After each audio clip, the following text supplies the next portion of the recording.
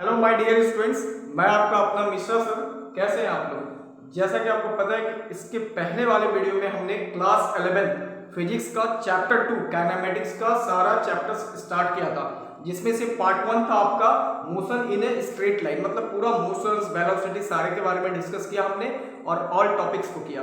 और जो पार्ट 2 बचा हुआ है उसका नाम है वेक्टर प्लस यूनिट वेक्टर। और आज का जो टॉपिक है बहुत ही इंटरेस्टिंग होने जा रहा है क्लास 11th वाले बच्चों के लिए। ठीक है, आप लोग मेरा ऑनलाइन वीडियो को शेयर भी करें और उसको सब्सक्राइब भी चैनल को करें और उसको अच्छा से देखें और नोट्स कर सकते हैं। ठीक है, रेगुलर मेरा ऑनलाइन क्लासेस जारी है।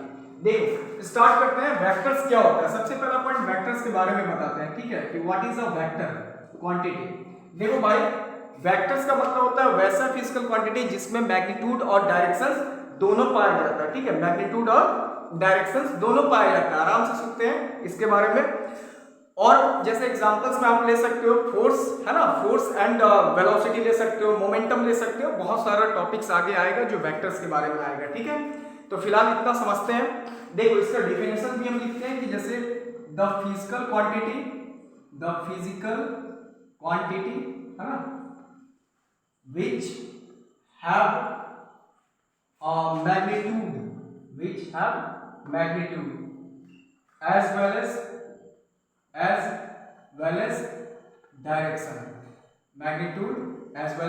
direction, that is the vector quantity।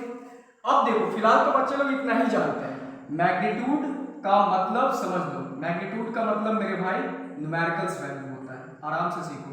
जैसे मान लो 1 2 3 4 कुछ भी ले सकते हो। क्वांटिटी समझते हो, क्वांटिटी। जैसे मान लो हलवाई के पास जाओगे, तो क्या बोलोगे कि मुझे 2 किलो मिठाई देना। ठीक है, तो मतलब 2 किलो क्या हुआ, उसका मैग्नीट्यूड हुआ, क्वांटिटी हुआ। समझ में आई मेरे बात? अब उसके बाद देखो, अब हम लोग आते हैं डायरेक्शन। तो डायरेक्शन कौन किसको नहीं पता है? East, west, north, south. ये तो बेसिकली चीज हुआ, बेसिक चीज हुआ वेक्टर के बारे में। अब इसके आगे देखो, वेक्टर्स को हम लोग डेनोट किससे करेंगे? तो इट इज डेनोटेड बाय, कैसे पहचानोगे कि वो वेक्टर है? कुछ सिंबल होता है ना। It is denoted by alphabetical value. ठीक है, उसके बाद इसको हम लोग वेक्टर को रिप्रेजेंट कैसे करेंगे? तो it is represented by a straight line with an arrow. मतलब क्या? स्ट्रेट लाइन का मतलब क्या और एरो का मतलब क्या? मेरे भाई देखो, ये हुआ स्ट्रेट लाइन। ठीक है, इससे पहले ये समझ लो, जैसे अल्फाबेटिकल वैल्यू का मतलब ए बी सी डी, कितना गिनेंगे? जेड तक। इसके ऊपर स्ट्रेट लाइन लगाओ और एरो लगाओ, हो गया वेक्टर। फिर straight line arrow, straight line arrow, straight line arrow, that is the symbol for vector. मतलब आप अगर कोई भी मान लो फोर्स को हमको दिखाना है कि फोर्स दिखाना है। ठीक है, फोर्स एक वेक्टर है, इसका सिंबल एफ होता है ना, इसके ऊपर वेक्टर लगाना। वेलोसिटी को दिखाना है तो इसका सिंबल v होता है, इसके ऊपर साइन लगा दो, हो गया वेक्टर क्वांटिटी। इस साइन लगा रहेगा, वेक्टर हो गया, है ना। अब देखो उसके बाद, जैसे कि मान लो स्मॉल लेटर में भी ले सकते हैं। हाँ, एक बात, अगर कोई आपसे पूछ दे कि मेरे भाई स्ट्रेट लाइन का मतलब क्या शो कर रहा है, तो भैया याद रखना ये मैग्नीट्यूड शो करता है वेक्टर का। और जो एरो है एरो जो होता है ये आपका शो कर रहा है डायरेक्शन। एरो शो क्या करता है भाई? डायरेक्शन। इतना तो आपको वेक्टर के बारे में जानना है। अब जैसे मान लो स्केलर क्वांटिटी, स्केलर का मतलब कि ओनली फॉर मैग्नीट्यूड होना चाहिए, दैट इज द स्केलर। याद रखना, डायरेक्शन का कोई जरूरत नहीं है स्केलर में। तो लिख देता हूं मैं, बट नो डायरेक्शन। आराम से नोट्स बना सकते हो, बट नो डायरेक्शन। ठीक है, स्केलर में सिर्फ मैग्नीट्यूड बट डायरेक्शन नहीं होता है। अब इसको सिंबलाइज कैसे करोगे? सिर्फ स्ट्रेट लाइन दे दो, ये देखो स्ट्रेट लाइन दे दो, ये देखो जेड तक। ठीक है ना, कि वेक्टर कैसे सिंबलाइज होगा, स्केलर कैसे सिंबलाइज होगा, ये दोनों आपके सामने में है। ठीक है, अभी तो स्टार्ट है, धीरे धीरे और देखते हैं। पहले हम लोग इसको नोट करते हैं, नोट करो। देखो अब आते हैं हम लोग पोजीशन वेक्टर के बारे में पढ़ते हैं। ठीक है, पोजीशन वेक्टर, इसमें तो और मजा आने वाला है कि पोजीशन वेक्टर क्या होता है आपको 9-10 से ही हम सिखा देंगे, 9-10 का सिलेबस है। देखो 9-10 में ग्राफ पढ़े थे, ग्राफ, ये देखो ग्राफ आराम से सीखोगे। देखो ग्राफ हम लोग ऐसा बनाते थे ना, ये मेरा x एक्सिस, ये मेरा x डैश, ये मेरा y और ये मेरा y डैश, ठीक है। +1 इधर +2 +3 +4, ये +1 +2 +3 +4, -1 -2 -3 है ना, ये -1 -2 -3 -4, ठीक है। अब देखो यहाँ पर ग्राफ तो सबको ही जानते होगा ना, 9-10 वाले स्टूडेंट सब जानते हैं, तो 11 वाले स्टूडेंट तो और जानेंगे ना। देखो अब अगर आपको मास्टर बोलता था कि प्लॉट करो, मान लो 2 और 3 को प्लॉट करना है, तो भैया मेरे ये जो 2 है क्या है, x का वैल्यू, ये मेरा y का वैल्यू, तो x का वैल्यू 2 हुआ है ना, और y का वैल्यू कहाँ गया, 3 गया, ये 2 and 3, ठीक है। तो आप क्या करते थे कि ओरिजिन, ये तो मेरा ओरिजिन हुआ ना, ठीक है। देखो ओरिजिन से एक लाइन ड्रॉ कर देते थे, ऐसे ऐसे मिला दिए, ठीक है। अब एक बात तुम ही लोग से पूछते हैं, भाई बोलना तुम, ये जो मेरा लाइन है ना, ये वाला लाइन है, ये लाइन क्या बता रहा है, दिमाग लगाओ, क्या बताता होगा ये लाइन मेरा। भैया एक बात बताओ, बहुत सारे स्टूडेंट बोलेगा कि सर ये जो लाइन है ना, ये लाइन आपका x और y का मैग्नीट्यूड बताता होगा। Very good. देखो सबसे पहला पॉइंट कि ये जो मेरा पॉइंट है, ये देखो ये जो पॉइंट है लाइन पर, ये मेरा x का और y का वैल्यू बता रहा है। मान लो ये लाइन देते तो x का वैल्यू मान लो 1.5 होता और 2 होता y का वैल्यू, मतलब हर पॉइंट पर ये वैल्यू मेरा बता रहा है। बात समझो, मतलब क्या हो रहा है कि कहीं पर भी तुम लाइन ड्रॉ करोगे, यहाँ पर कुछ भी पॉइंट लोगे, ये मेरा x और y का मैग्नीट्यूड, x एंड y का मैग्नीट्यूड बता रहा है, ठीक है।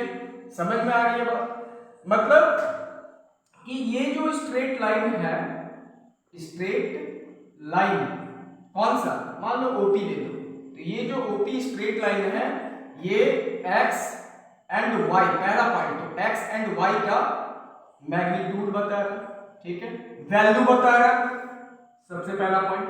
दूसरा एक और चीज बता रहा है, पता है क्या बताता है, एक और चीज बताता है, वो डायरेक्शन दे रहा है मेरे को, मतलब ये यूनिफॉर्म ग्राफ है, ये बताना चाह रहा है, अगर कर्व होता तो नॉन यूनिफॉर्म होता, ठीक है। मतलब देखो ये एक डायरेक्शन भी बता रहा है कि भैया मेरा यूनिफॉर्म है या नॉन यूनिफॉर्म है, ठीक है, नॉन यूनिफॉर्म। यहां तक समझ में आया, मतलब यही वाला जो लाइन है आपका, जो ओरिजिन से ड्रॉ हुआ, that is the position vector. इसी को 11 में पढ़ा गया पोजीशन वेक्टर मेरे भाई, या फिर दूसरा इसका नाम होता है रिजल्टेंट। समझ में आई बात। अब देखो यहां पर तो पोजीशन वेक्टर का एक डिफाइन करते हैं कि it is an straight line, ये एक स्ट्रेट लाइन होता है विच इज ड्रॉन, कहां से ड्रॉन हुआ, तो फ्रॉम ओरिजिन, याद रखना है ये आपको कि ओरिजिन से ड्रॉ हुआ, ठीक है। इट शो मैग्नीट्यूड, क्या शो कर रहा है, मैग्नीट्यूड। अब यही मेरा बन जाएगा यहां पर x वेक्टर और ये y वेक्टर, तो मतलब मैग्नीट्यूड एंड डायरेक्शन शो कर रहा है, ठीक है, of x vector and y vector का, मतलब वेक्टर कंपोनेंट का, ठीक है। अब जैसे सिखाते हैं एक ग्राफ x और y, यही मेरा हो गया x वेक्टर और ये मेरा हो गया y वेक्टर। अब ये बीच से लाइन ड्रॉ किए, that is the resultant, that is the position vector. भैया पोजीशन वेक्टर को डिनोट किससे करेंगे, ये तो ग्राफ बना दिया हम यहां पर, इधर देखो, तो इसको हम लोग डिनोटेड बाय r वेक्टर या फिर स्मॉल r वेक्टर, मतलब ये मेरा r वेक्टर है, r वेक्टर का मतलब हुआ रिजल्टेंट या पोजीशन वेक्टर, मतलब ये जो मेरा OP वेक्टर हुआ, यही मेरा r वेक्टर है, रिजल्टेंट। समझ में आई बात। अब ग्राफ में x वेक्टर y वेक्टर जरूरी थोड़ी ना है, उसके जगह पर कुछ भी ले सकते हैं आप, मान लेते हैं उसके जगह पर हम लोग वेलोसिटी कंपोनेंट ले सकते हैं, v1 vector, v2 vector, resultant v, आगे बताएंगे ना, ठीक है। तो इतना जो मेरा कलाकारी हुआ, ये सब आपका पोजीशन वेक्टर के लिए हुआ, ठीक है। और पसीना भी मेरा चल रहा है। तो गमछी लिए है ना, पूछेंगे बिहारी स्टाइल में, नोट करो पहले।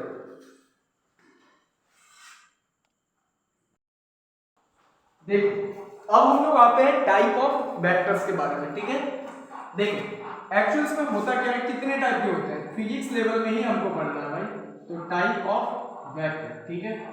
जैसे मान लो हमको तो पता है पहला वेक्टर होता है जीरो वेक्टर, मान लो जीरो वेक्टर, बहुत इजी टॉपिक है। जीरो वेक्टर का मतलब क्या होगा, वैसा वेक्टर जिसका मैग्नीट्यूड जीरो। देखो मैग्नीट्यूड सीधा याद रखना, मैग्नीट्यूड इक्वल टू जीरो, ठीक है। बट डायरेक्शन तो होगा ही होगा ना। अब देखो जैसे मान लो ए वेक्टर जीरो लिए मैंने, बी वेक्टर मैंने zero, that is the zero vector. दूसरा होता है यूनिट वेक्टर। यूनिट वेक्टर का मतलब जिसका मैग्नीट्यूड 1 होना चाहिए, magnitude 1, that is a vector equal to 1, b vector equal to 1, तो मैग्नीट्यूड क्या होगा इसका 1 हुआ। तीसरा एक और देखते हैं, फिजिक्स में जरूरत पड़ेगा, को इनिशियल वेक्टर। को इनिशियल वेक्टर भैया, को इनिशियल, इसी में नाम में ही काम छिपा हुआ है, ठीक है, नाम में काम छिपा हुआ है। जैसे मान लेते हैं, आते हैं को इनिशियल वेक्टर का मतलब कि जैसे पहले समझो, मतलब टू और more than vector drawn from a single point is called co-initial vector, उसको हम लोग बोलेंगे co-initial vector। जैसे मान लो एक पॉइंट है, इधर लाइन, ये लाइन, ये लाइन, ये लाइन, ठीक है ना। अब वहां पर देखो, तो ये मेरा हो गया ए वेक्टर, ये मेरा डी वेक्टर, ये मेरा सी वेक्टर, ये मेरा डी वेक्टर। अब देखो एक ही पॉइंट से 4 वेक्टर निकला है, मतलब मेरा ए vector, B vector, C vector और डी वेक्टर, ये चारों क्या है, एक सिंगल पॉइंट से ड्रॉ, दैट इज द को इनिशियल वेक्टर। समझ में आ गई तीनों टाइप का वेक्टर्स, है ना। उसके बाद आते हैं हम लोग चौथा पॉइंट पे आते हैं, एडिशन, साथ में ही करते हैं एडिशन ऑफ टू वेक्टर। भैया एडिशन ऑफ टू वेक्टर का मतलब दो वेक्टर को आपस में जोड़ देना। देखो तो आर वेक्टर इक्वल टू कैसे लिखेंगे फॉर्मूला, ए वेक्टर प्लस बी वेक्टर, मतलब ए वेक्टर का वैल्यू अगर 1, बी वेक्टर का वैल्यू 2, तो रिजल्टेंट कितना हुआ 1 प्लस 2, दैट मीन्स 3, ठीक है ना। उसके बाद आते हैं, मान लो अगर ऐसा लेना, मान लेते हैं सब्ट्रैक्शन, ठीक है। मल्टीप्लिकेशन भी होता है, लेकिन वो हम अगले पॉइंट में सीखेंगे। सब्ट्रैक्शंस करना है तो कुछ मत करो, माइनस लगा दो। देखो हमने माइनस लगा दिया, तो ए वेक्टर का वैल्यू अगर 4, बी वेक्टर का 6, तो कितना होगा 4 माइनस 6, दैट मीन्स -2, तो मॉड लगा करके +2 वैल्यू। माइनस क्या शो किया, अपोजिट डायरेक्शन, माइनस शो करता है अपोजिट डायरेक्शन, ठीक है। समझ में आया बात, वेक्टर का टाइप सब्ट्रैक्शन। और इसके बाद जो चलेंगे हम लोग रिजल्टेंट कैसे निकालते हैं, फॉर्मूला के बारे में नोट करो। देखो अब हम लोग आते हैं बहुत ही इंपॉर्टेंट टॉपिक पर, ठीक है, जिसका डेरिवेशंस है। डेरिवेशन आता भी एग्जाम में, और इससे बहुत सारे न्यूमेरिकल्स भी होंगे, वो भी मैं कराऊंगा, ठीक है। देखिए टॉपिक्स का नाम है रिजल्टेंट फॉर्मूला,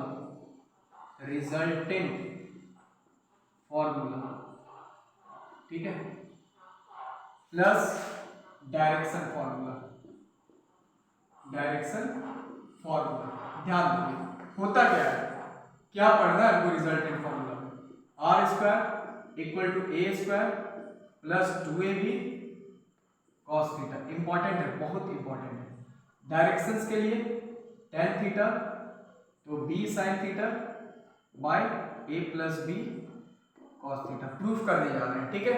याद रखना ये रिजल्टेंट फार्मूला बहुत हैवी काम आता है इसका न्यूमेरिकल्स और डायरेक्शन निकालने के लिए। देखो कैसे प्रूफ करते हैं हम लोग, ठीक है। सबसे पहले दो वेक्टर बनाएंगे, ओरिजिन ये मेरा ए वेक्टर, उसके बाद ये देखो तो ये मेरा बी वेक्टर, ठीक है। अब उसके बाद देखो दो वेक्टर तो मैंने बना लिया ना, ठीक है। अब क्या करेंगे, इसमें हमें दो वेक्टर को कंस्ट्रक्शन में डालना है। जैसे देखो इसको पैरेललोग्राम थ्योरम भी बोला जाता है, इसको पैरेललोग्राम्स थ्योरम बुक्स में है, पैरेललोग्राम थ्योरम के नाम से। तो पैरेललोग्राम तो बनना चाहिए। कैसे बनेगा पैरेललोग्राम, एक कंस्ट्रक्शन कर दो, ये देखो कर दिया, ये कर दिया, ठीक है। तो मान लेते हैं इसको P Q है ना, और इसको हमने T मान लिया।